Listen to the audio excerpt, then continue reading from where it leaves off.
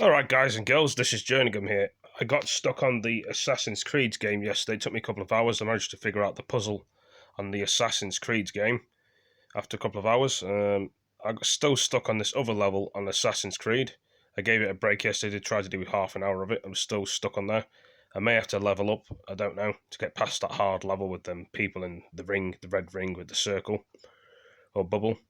Because if you go outside the bubble in Assassin's Creed Valhalla, you die in that level. But anyway, apart from that, I'll have to try and figure that out.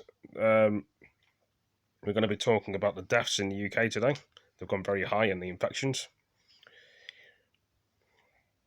Just going to briefly pause our coverage of the Prime Minister's appearance before the Commons Liaison Committee to bring you the latest coronavirus data, because we have significant figures this afternoon. A further 1,564 people have died within 28 days of testing positive for COVID-19.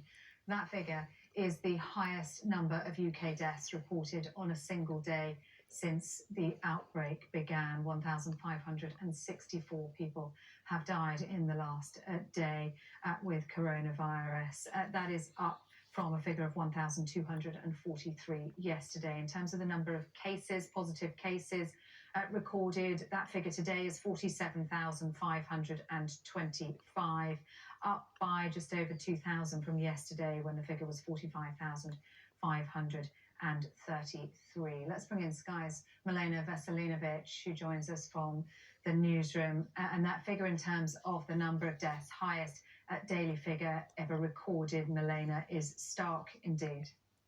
It's very alarming, Sarah, and it's actually the 15th time that the number of deaths has been above 1,000, and it is a dire situation for the people who have suffered with this illness and all of their friends and family who now mourn them. And there is no doubt that it is a complicated, complex situation across the UK right now. There are 35,000 people suffering with coronavirus in hospitals. Now, that is 70% more than at the peak of the first wave in April. That's what Boris Johnson, the Prime Minister, told earlier on today to MPs. He also said that there might be some signs that these restrictions may be giving some results, no doubt prompted by a slightly lower number of cases that we've been seeing in the last 2 or 3 days. But when you're faced with such a high death toll, there's no doubt that we're a long way away from having an exit out of this crisis. Right now, the Prime Minister also said that he would not count out adding... Hold on, I'll be back in a minute. I'm just getting some water. I do apologise for pausing this. I need some water because I'm very thirsty to get my water levels up. Be back in a minute, guys and girls. Let me get camera of the deaths.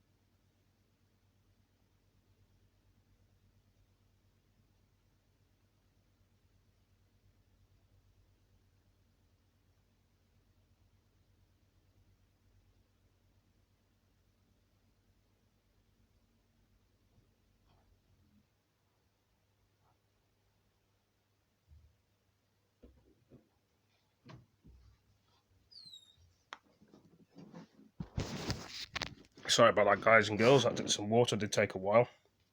Doesn't decline fast enough, and in fact, the London Mayor Sadiq Khan has today called on the Prime Minister to instigate stricter restrictions. Sadiq Khan has declared a major incident in London last Friday because of the level of numbers of coronavirus patients rushing to London hospitals. He has suggested that, for example, places of worship should be closed as well, the way they were in the first lockdown. As I said, Boris Johnson, the Prime Minister, said that he would consider tougher restrictions if they were necessary. Now, part of the way and the strategy to get out of this situation is also vaccination. And we've heard from the Prime Minister today that there may be 24/7 vaccination centres on the way, he said, as soon as possible. And AstraZeneca, the manufacturer of the Oxford vaccine, said that they would be able to scale up production to about 2 million doses per week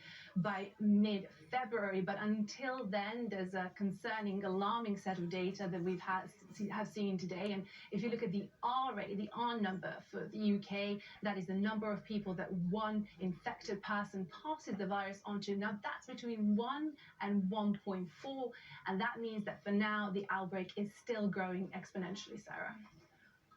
Okay, Milena Veselinovic, thanks very much indeed. I'm just looking at some more figures coming into us on vaccinations, and let me see if I can get that figure. The total in the last 24-hour period, there were 47,525 new infections, 1,564 deaths are recorded of people who have died within 28 days of a positive test, and that bringing the total number of people who died with COVID-19 to, as you can see for yourself, guys and girls, 47,525 new cases of coronavirus, people that have caught it in the UK. 1,564 new deaths, 84,767 people that have died again, 3 million total vaccinations for people that have had it, the old people, and eventually us young people be getting it, teenagers, kids, adults, daughters, mums and dads will probably be getting this vaccine eventually, but only the old people are going for the vaccines at the minute because they're more vulnerable. Anyway, thank you for joining me. See you in the next video. Peace.